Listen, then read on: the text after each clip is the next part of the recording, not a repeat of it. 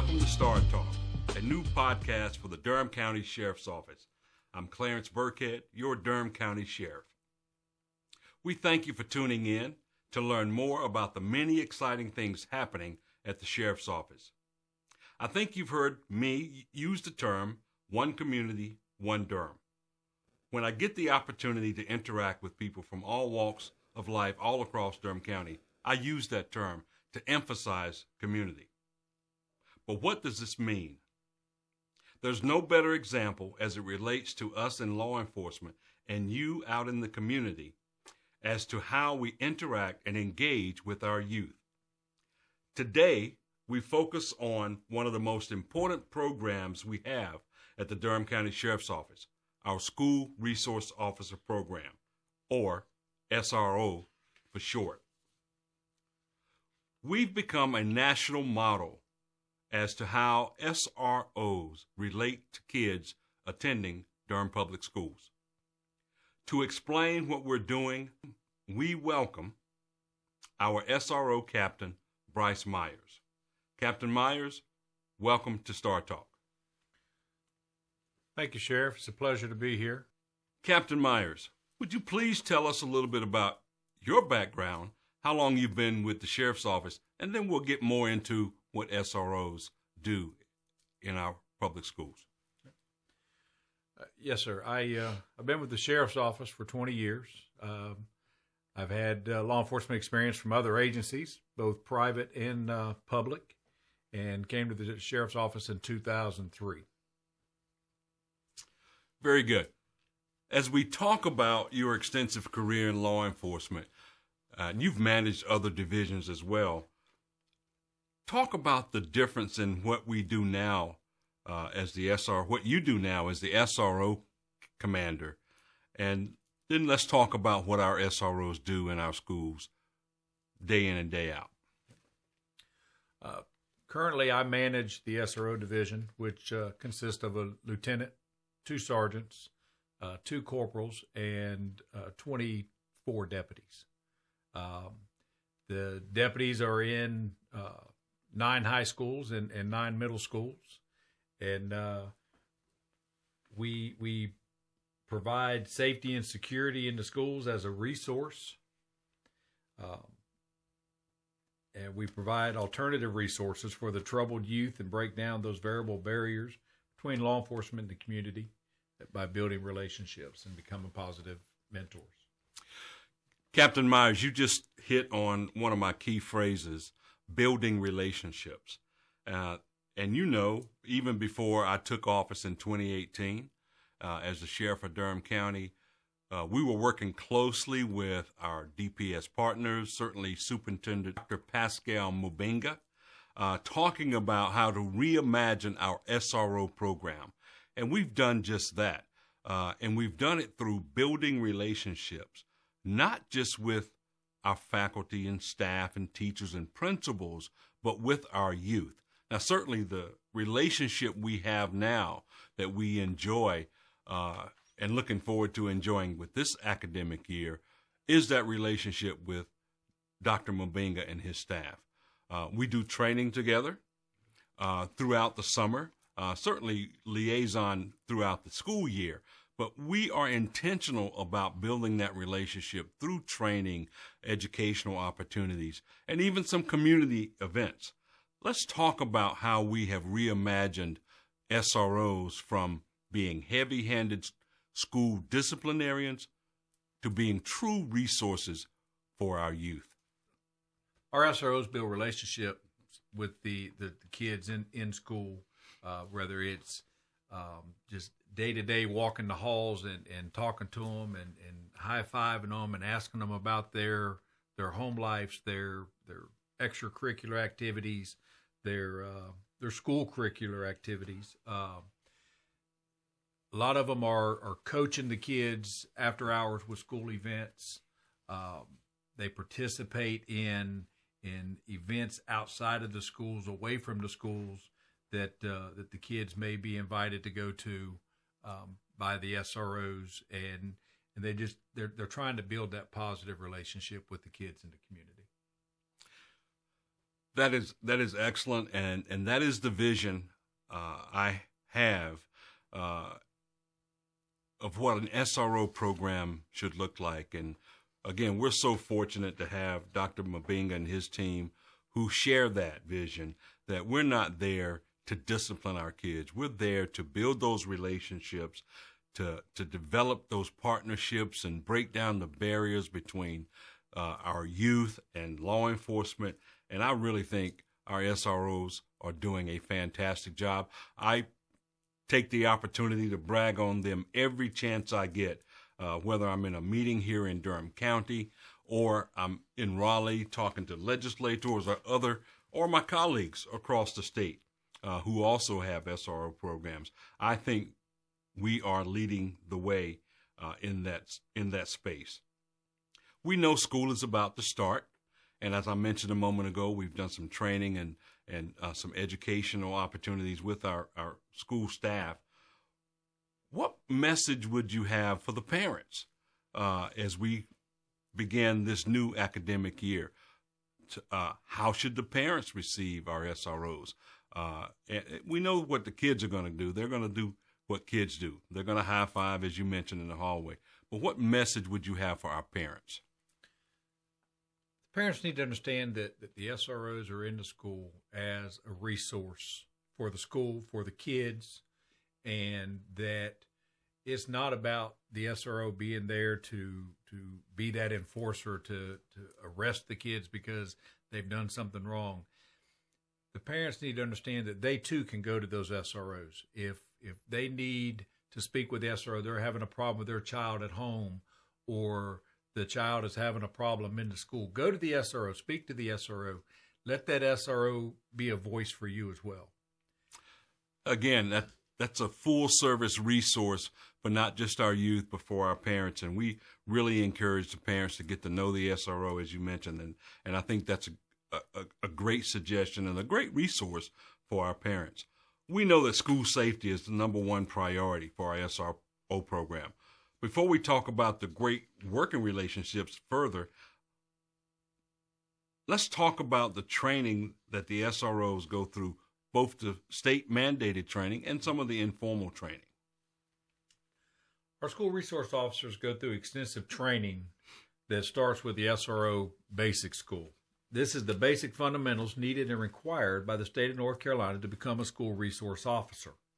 The Durham County Sheriff's Office builds upon these basic fundamentals and requires our SROs to go through a 6-week field training program inside of our schools. This allows us to conduct on-the-job training and maintain a performance checklist.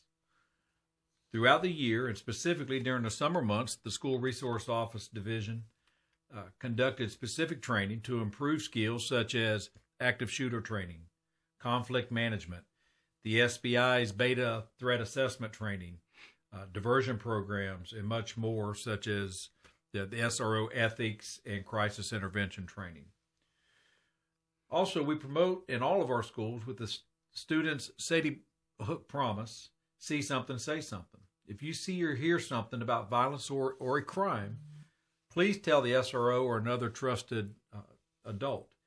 If you don't feel safe, comfortable telling an adult, you may text a tip at 274637. There are signs all around the school telling the kids how to text a tip or about school safety and go speak with an adult or the SRO. That's very good. So it's safe to say that we not only do we send all of our SROs through the state mandated training, but we go beyond that. We do informal training. And you mentioned the Sandy Hook promise, where see something, say something. We've had great success over the last 2 or 3 years with that since we established that and we signed on to take that pledge, be part of that program. We see this as an opportunity for those kids who want to say something but are not quite brave enough, or they're not comfortable enough approaching us. So the text to tip line is very important. And that's a good way for us to head off potential tragedies happening at school, and we've seen that happen. Is that correct? Yes, sir. Absolutely. Yeah. So, Captain Myers, we have 57 schools in our DPS district. Are we in all of our schools? No, sir. We are currently in 9 high schools and 9 middle schools. And no elementary schools? No, sir. No elementary schools. Wouldn't it be wonderful if we could get our SRO program established in our elementary schools so we can reach our kids at a younger age? I have this conversation on a regular basis when I'm talking to parents, when I'm talking to community groups who want to know how can we reach our youth. I'm convinced that we need to reach them earlier, and one way to do that is establishing our SRO program in our elementary schools. I believe that we need to form some type of program to get the deputies back into school at elementary level. If you think back over the years and you speak to people today that are now parents, if they don't remember a lot back in school, they always remembered their grade officer, their DARE officer, that officer that was in there educating them, talking to them on a weekly basis, bi-weekly basis, and showing them positive things about law enforcement. There's nothing negative about law enforcement in an elementary school when you're talking about the education that these kids need for safety and the things that they may not be getting from other kids. The peer pressures, the bullying and stuff like this, it gives them a positive person to speak to. Yeah, you mentioned GREAT and DARE, and I remember Officer Friendly and McGruff. When I first got into law enforcement, we were in the schools, and it would be great to reestablish that relationship. And as the sheriff of Durham County, I'm going to continue to chip away at that conversation, hoping that one day we can reestablish our SRO program in our elementary schools. We're talking to Captain Bryce Meyers, who's the commander of our SRO division here at the Durham County Sheriff's Office. We're going to take a short break, and when we come back, we'll dive just a little bit deeper into what our SROs do day in and day out in our Durham Public Schools.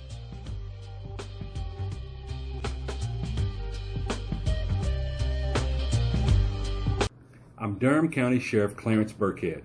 We are hiring now. If you want to make a difference in our community, I want you to join our team. The Durham County Sheriff's Office offers a generous benefit package and a wide range of career opportunities. If you are at least 21 and have a high school diploma, we want to hear from you.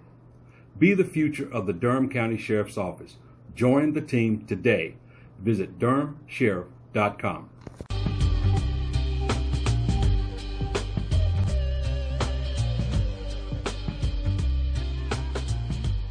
Welcome back to Star Talk. I'm your host, Sheriff Birkhead, and we're talking about School Resource Officer Program at Durham County Sheriff's Office.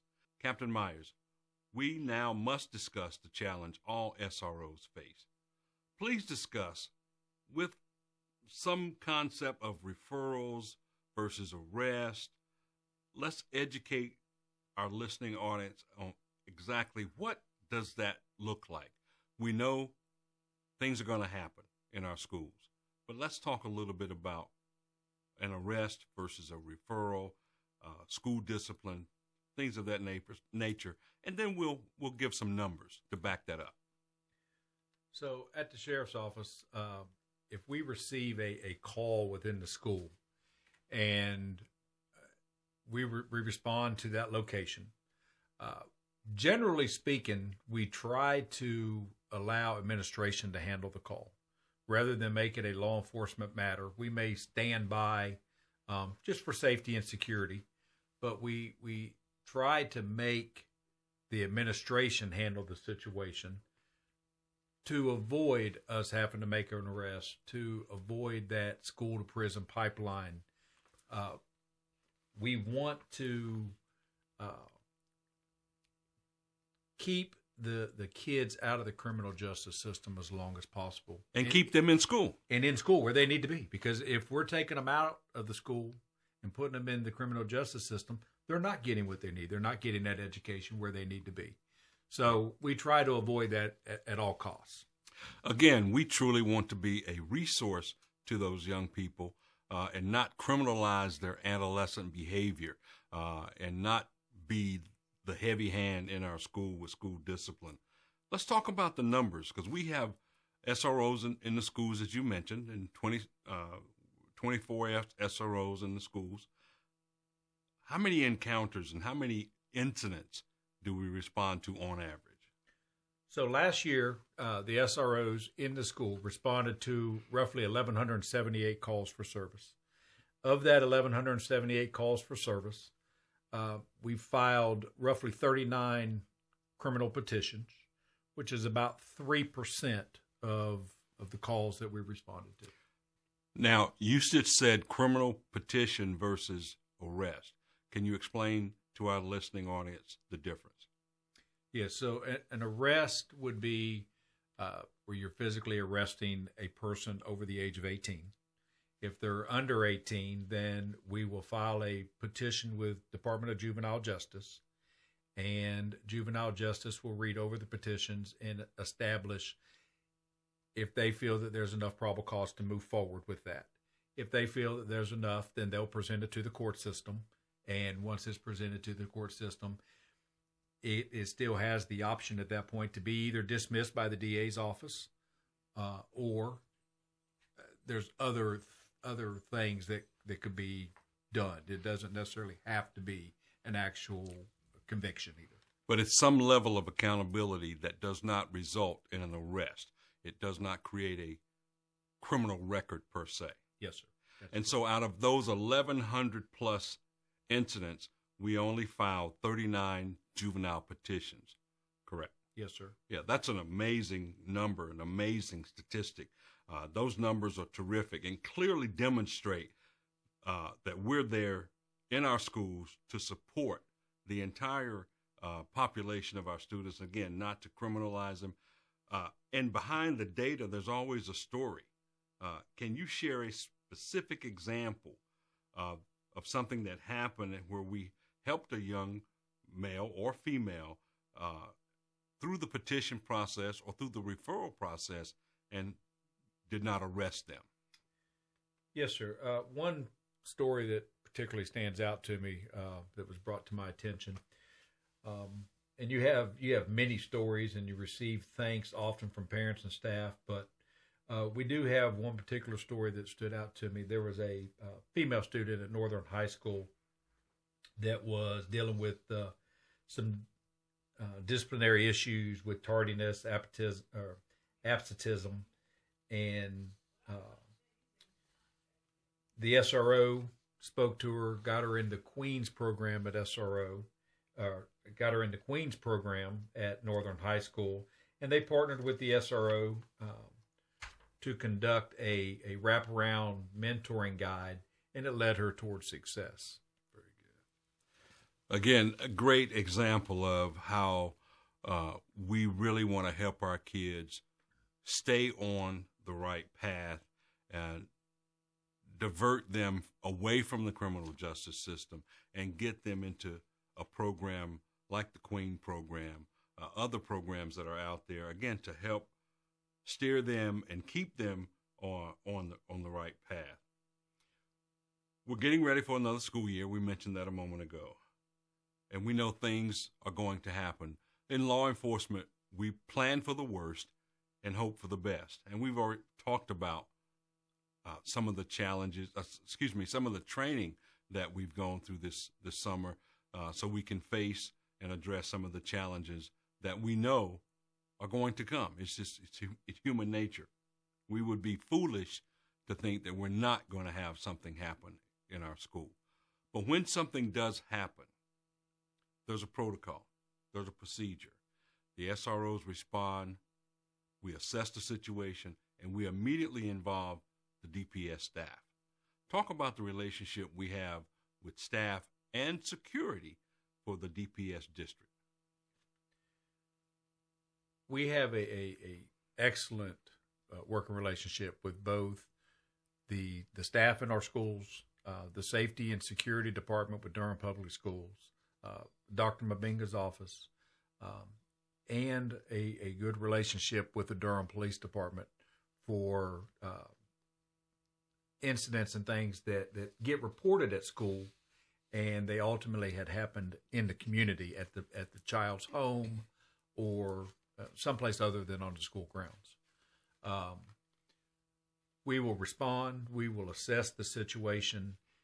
If it needs to be referred out to, for example, Durham Police Department because it happened in the community and within the city limits, then we'll call in Durham Police and they'll come and take the call. If it's something that the SRO can handle in the school, then a lot of times we'll deal with it that way as well. Very good. Again, it's a demonstration of the partnerships that we have with DPS, Superintendent Mabinga, the Durham Police Department, and all of these relationships and all of our efforts are designed to help our kids, to help our youth, to make sure the educational environment is safe, to make sure that teachers have safety and security is on their mind all the time. So we want to make sure that they feel safe so they can teach and, again, help guide our kids to be successful in school. We're talking to Captain Bryce Meyers, who manages and commands our SRO program here at the Durham County Sheriff's Office. So in closing, we want to thank our partners, Superintendent Mabinga, the Director of Security Services for DPS, Ms. Eva Howard, and certainly all the DPS staff and principals and assistant principals and our teachers. We just recently concluded a convocation kicking off this new school year, and what a great crowd that was at Durham County Stadium to see the excitement of all the teachers and staff ready to go back to school, and had a great keynote speaker. So is there anything you want our listeners to know as we wrap up this segment of Star Talk? Just our primary focus for continued success in our training program that we've implemented. We will continue that success this year and grow with our partners with the Durham Public Schools and in the community. Thank you, Captain Meyers, for joining us today. We've had a great conversation here on Star Talk, talking about our SRO program, our School Resource Officer program. And as I said earlier, we are leading the way at the Durham County Sheriff's Office. We are committed to saving our youth. We are committed to delivering professional law enforcement services, but really making sure we build those relationships with our youth. Thank you all for tuning in, and we look forward to the next opportunity we have to share with you here on Star Talk.